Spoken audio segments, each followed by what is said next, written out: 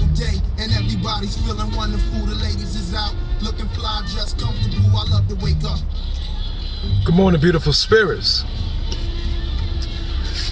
Oh, on this beautiful, beautiful Tuesday morning, it's Myron Magnus. Listen to a segment of pure pugilism, boxing logic. We're coming up to the moment of truth. The moment of truth.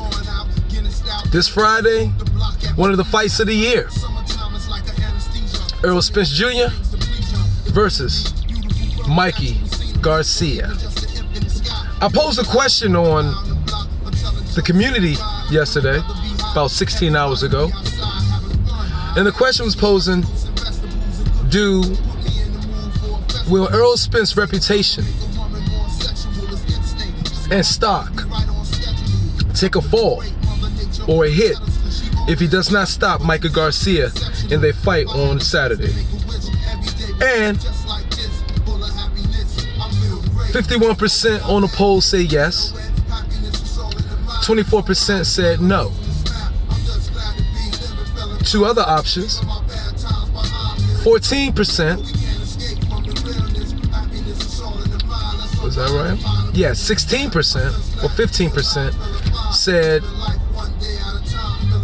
yes,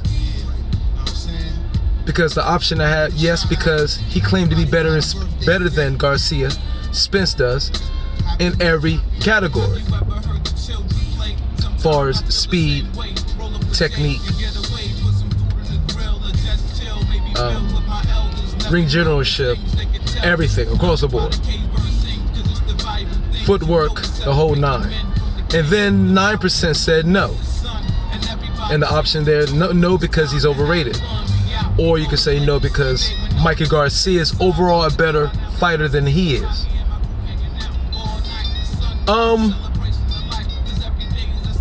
I think, in my opinion, this was a very valid question because in the face-off, Spence did say he was better than Mikey as the man, the moderator inside the face-off asked him, was calling out categories. He said me. So Spence says he's better than Mikey in every category, along with the size advantage and what we all assume the power advantage. I assume he should stop Mikey Garcia. This fight should not go 12 rounds. So, if it does happen to go 12 rounds, and Mikey Garcia loses though, but does go 12 rounds with Errol Spence Jr., do Errol Spence Jr. stock take a hit? I don't know what the odds are looking. I know a lot of people of late are actually going with Mikey Garcia in this fight. But with Spence's confidence and him telling Mikey Garcia he should have took the advice of his brother and father and picked someone else, in my mind, Spence believes he's going to stop Mikey Garcia, and I believe he has to, or he does lose some credibility. Another question, or another thing that hit me is, why did Mikey Garcia pick Spence out of everybody? I asked this question in the live.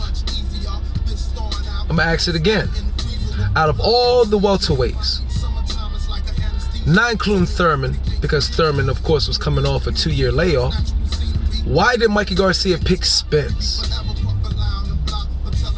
who is considered by some the strongest of the four? The four being Thurman, Crawford, Sean Porter, and himself. People think Spence is the boogeyman, the number one, the top. I am not one of those people, but many people do. I'm curious as to understand why Mikey Garcia picked Spence. Is it just because he thought he was the best at that welterweight division? Or true that he saw more flaws in Spence than the other fighters?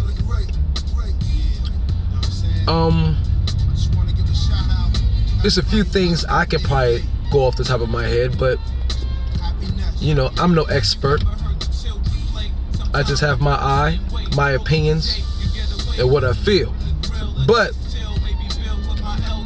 that is something that's really, really curious to me. And I like to know what you think. Out of the both questions, do you think Spence's reputation takes a hit if he does not stop Mikey Garcia? And why do you think Mikey Garcia picked Spence out of the four, to really challenge? Is it because Spence have a strong internet team, promotion team that's working good for him, they're pushing his name out there, and he may not live up to the complete billing of the boogeyman? Or Mikey Garcia genuinely think Spence is the top at the welterweight division?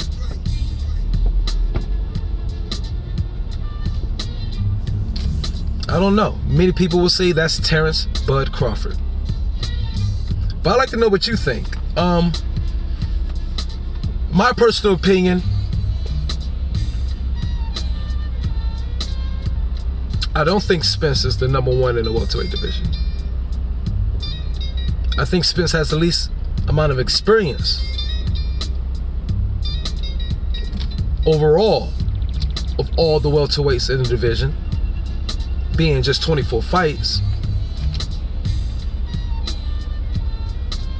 And I do think he's the most vulnerable, aside of Keith Thurman, who's been injured. Of course, is not back in the prime fighting shape he was before his injury. But I personally think Mikey Garcia think Errol Spence was the easiest pick. He had the biggest name grow out of all of them. But contrary to that, he was the easiest one to take off or knock out. Not knock out far as knocking out, but beat out of all 4 of those opponents. That's my opinion. So yes, dare to be great, but also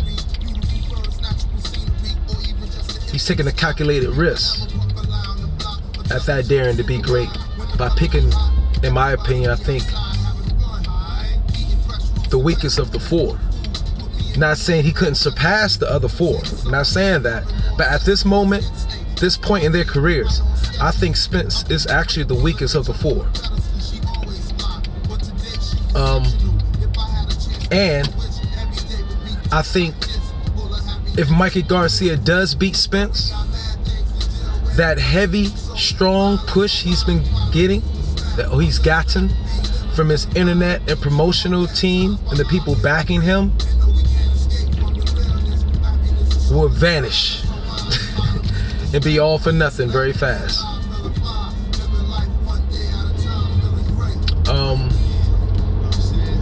And that will be a meteoric fall right behind the meteoric rise of Errol Spence Jr. But that's my take today. Tell me what you think, beautiful spirits. This is Myra Magnus. You listen to a segment of Pure Pugilism, Boxing Logic, and many more videos coming for this week leading up to this big fight. Gonna be working overtime. One love, y'all. Peace.